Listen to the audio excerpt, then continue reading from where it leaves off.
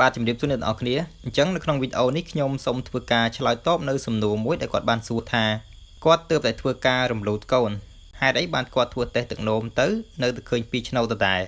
តើបានន័យថាគាត់នឹងនៅតែមានកូនឬក៏មិនអញ្ចឹងមុននឹងខ្ញុំធ្វើការឆ្លើយតបតាក់ទងជាមួយនឹងសំណួរនេះគឺខ្ញុំសូមឲ្យអ្នកទាំងអស់គ្នាធ្វើការចុច Subscribe នៅ Channel ម៉ាក់ពិសិដ្ឋនេះម្នាក់មួយមកដើម្បីទទួលបាននៅវីដេអូតាក់ទងជាមួយនឹងចំណេះដឹងផ្នែកសុខភាពនេះបានច្រើនជាងនេះថែមទៀតតែឥឡូវមិនខាត់ពេលយូរយើងនិយាយតាក់ទងជាមួយនឹងសំណួរនេះតែម្ដងអញ្ចឹងគាត់បានសួរថាគាត់ទើបតែធ្វើការរំលូតកូនហើយចុះហេតុអីបានជាគាត់ធ្វើតេស្តទឹកនោមទៅនៅតែឃើញ2ឆ្នោតដដែលនៅលើតេស្តទឹកនោមហ្នឹងអញ្ចឹងតាក់ទងជាមួយនឹងបញ្ហានេះខ្ញុំចង់បញ្យល់អ្នកនរគ្នាតាក់ទងជាមួយនឹងចំណុចសំខាន់2ណាអញ្ចឹងក្រោយពេលដែលគាត់ធ្វើការរំលូតហើយភ្លាមក្រោម2សប្តាហ៍បើសិនជាគាត់ធ្វើតេស្តទឹកនោមគឺនៅតែឃើញ2ឆ្នោតដដែលប៉ុន្តែមិនមែនមានន័យថាគាត់ហ្នឹងមានកូនទេអាហ្នឹងក្នុងករណីទី1ដែលខ្ញុំចង់លើកយកមកបង្ហាញអញ្ចឹងក្រោយពេលដែលគាត់ធ្វើការរំលូតហើយភ្លាមបាន1ថ្ងៃ2ថ្ងៃឬក៏និយាយខ្លីគឺក្រោម2សប្តាហ៍ក្រោយពេលរំលូតហើយបើសិនជាគាត់ធ្វើតេស្តទឹកនោមគឺនៅតែឃើញមាន2ឆ្នោតនឹងតែអញ្ចឹងក្រោយពេលដែលរំលូតហើយគាត់ក៏មិនទាន់អាចធ្វើតេស្តទឹកនោមមិនបាច់ចាំធ្វើតេស្តទេក្រោម2សប្តាហ៍ហ្នឹងចាំរហូតដល់3សប្តាហ៍4សប្តាហ៍ចាំយើងធ្វើតេស្តទៅលែងឃើញមានហើយអាហ្នឹងគឺករណីទី1ណាប៉ុន្តែករណីទី2បើសិនជាចូលដល់សប្តាហ៍ទី3សប្តាហ៍ទី4គាត់ធ្វើតេស្តទៅនៅតែឃើញ2ឆ្នោតនឹងតែអញ្ចឹងបានន័យថាការដែលគាត់រំលូតហ្នឹងគឺមិនទាន់ធ្លាក់អស់ទេ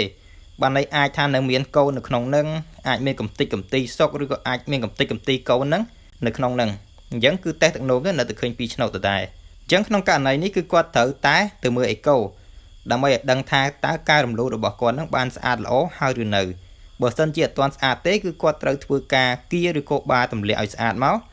ដើម្បីកុំឲ្យប៉ះពាល់ដល់សុខភាពរបស់គាត់ឬក៏ប្រឈមមុខជាមួយនឹងគ្រោះថ្នាក់អីមួយអញ្ចឹងទៅអញ្ចឹងឲ្យទាន់ឡើយហ្នឹងណាអញ្ចឹងសរុបមកវិញករណីដែលគាត់រំលូតហើយគាត់ធ្វើតេស្តទឹកនោមទៅនៅតែឃើញ2ឆ្នោតហ្នឹងដោយសារតែគាត់បញ្ញាប់ធ្វើតេស្តពេកក្រោយពេលដែលគាត់ទើបតែរំលូតហើយភ្លាមក្រោម2សប្តាហ៍ហ្នឹងធ្វើតេស្តទៅគឺនៅតែឃើញ2ឆ្នោតតែអាហ្នឹងករណីទី1ករណីទី2បើសិនជាចាប់ពី3សប្តាហ៍4សប្តាហ៍ឡើងទៅគាត់ធ្វើតេស្តទៅនៅតែឃើញ2ឆ្នោតហ្នឹងអាហ្នឹងមិនមែនជារឿងល្អទេវាអាចដោយសារតែសល់កំតិចកំទីកូនហ្នឹងនៅក្នុងស្បូនអញ្ចឹងវានៅតែមើលឃើញហើយវាអាចប្រឈមគ្រោះថ្នាក់ដល់ស្ត្រីបានអញ្ចឹងជាយោបល់របស់ខ្ញុំដើម្បីឲ្យមានសុវត្ថិភាពខ្ពស់សម្រាប់ស្ត្រីដែលគាត់ធ្វើការរំលូតហ្នឹងសូមអនុវត្តតាមការណែនាំរបស់ខ្ញុំទៅអញ្ចឹងនៅពេលដែលគាត់ធ្វើការរំលូតបានន័យថាគាត់ធ្វើការរំលូតថ្ងៃហ្នឹងស្អែកខាន់ស្អែកឬក៏3 4ថ្ងៃក្រោយពេលដែលគាត់ប្រើថ្នាំរំលូតហ្នឹងទៅគឺនឹងមានការធ្លាក់ឈាមអញ្ចឹងក្រោយពេលដែលគាត់ធ្លាក់ឈាមអស់អញ្ចឹងគាត់ត្រូវទៅមើលអេកូម្ដងដើម្បីឲ្យច្បាស់ថាតើការរំលូតហ្នឹងបានធ្លាក់ស្អាតហើយឬនៅក្រោយពេលដែលគាត់រំលូតហើយវាធ្លាក់ឈាមអស់ពីព្រោះថាក្រោយពេលដែលគាត់រំលូតវានឹងស្ដែងនៅអាការៈធ្លាក់ឈាមដូចឈាមរដូវអញ្ចឹងដើម្បីបញ្ចេញគល់ដែលចាប់កំណើតតូចហ្នឹងចេញមកក្រៅហើយនឹងមានការធ្លាក់ឈាមជាច្រើនអញ្ចឹងក្រោយពេលដែលអស់ឈាមហ្នឹងក្រោយពេលដែលឈាមហ្នឹងឈប់ធ្លាក់ហើយគឺគាត់ត្រូវទៅមើលអេកូម្ដងដើម្បីឲ្យដឹងថាតើការរំលូតហ្នឹងធ្វើបានត្រឹមត្រូវដែរឬទេតើការរំលូតហ្នឹងធ្លាក់អស់ស្អាតហើយឬនៅ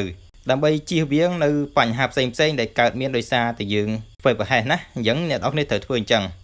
នៅក្នុងវីដេអូនេះខ្ញុំសូមធ្វើការឆ្លើយតបប៉ុណ្ណឹងតាក់ទងជាមួយនឹងសំណួរនេះបើសិនជាគាត់បានទស្សនាហើយសង្ឃឹមថានឹងយល់ច្បាស់តាក់ទងជាមួយនឹងបញ្ហានេះហើយកុំទាន់អាចធ្វើតេស្តភ្លាមក្រោយពេលដែលរំលូតហើយចាំដល់សប្តាហ៍ទី3ឬក៏លើសពី2សប្តាហ៍ឡើងទៅចាំយើងធ្វើតេស្តទៅអាហ្នឹងគឺច្បាស់លាស់ហើយណាឲ្យទាន់ឡើយហ្នឹងអញ្ចឹងជាចុងក្រោយគឺខ្ញុំសូមអរគុណសូមជម្រាបលា